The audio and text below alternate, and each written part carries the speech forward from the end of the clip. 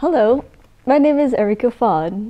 I'm here because I really wanted to get into the game industry, and I think it's important to talk about and analyze games. So I'm going to be discussing Fable 3. It's about either you play as a prince or a princess, and your brother is an evil, corrupt king, and everybody hates the king, including you. And so you go off, leave the castle, and try to build an army against him. And in the meantime, you make friends and enemies. I liked the game because the environment was, it was just so superb, like the backgrounds, the people walking. If you just go up to walk up to a random stranger, they will actually talk to you and they will reflect how what they think of you, like how you dress, how you act if you're a good or bad guy. They will say the most meanest things if you're a really horrible person, oh, it's you, ew, oh. Other games, when you talk to other villagers, they don't actually have names. It's townsperson 1.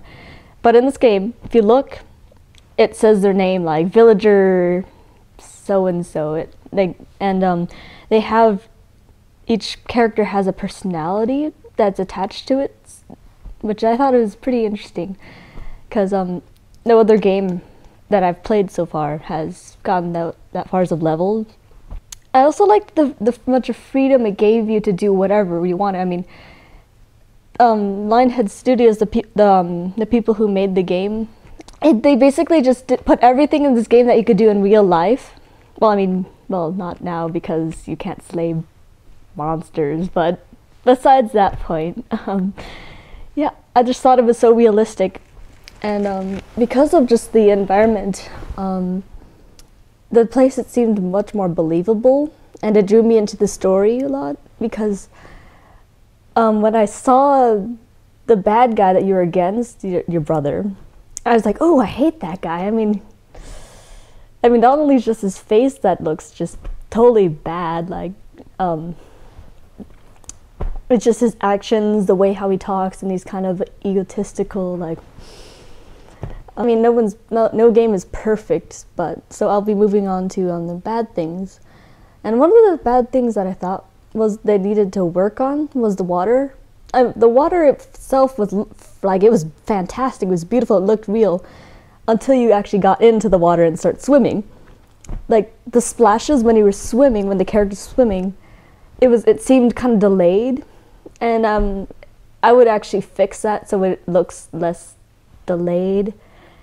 And then, okay, this part's a bit, I'm going to spoil the end, but not entirely, so, yeah. At the end, there's this giant monster that you have to defeat, and it's going to destroy your entire kingdom. And to prepare for that attack, you have to raise as much money as you can, so that you could protect your kingdom and its people. And there are various ways to raise enough money, and there's either, there's the people, they want their needs, because the revolution, you just overthrew the old king, and you promised a bunch of things, which takes a lot of money. And so it's either you keep those promises, and your bank account of the kingdom is broke, and everyone dies, or you break the promises, but get all this money, and save everybody hates you.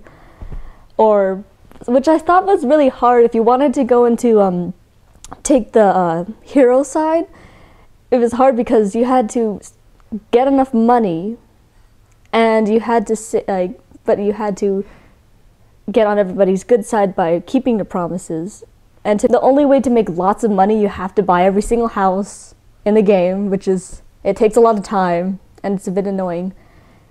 And, yeah. It just skips a bunch of days, and it doesn't warn you about it, so if you make too many big decisions at one time, you're basically oh, it's time to fight the monster now. Oh, what do you know? You don't have any money.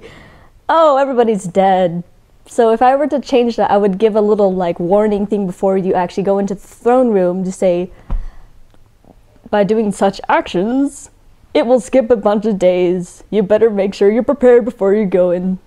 Which, you know. But yes. But overall, I think I really love this game. So Lionhead Studios, you have one happy customer. Thank you. Oops.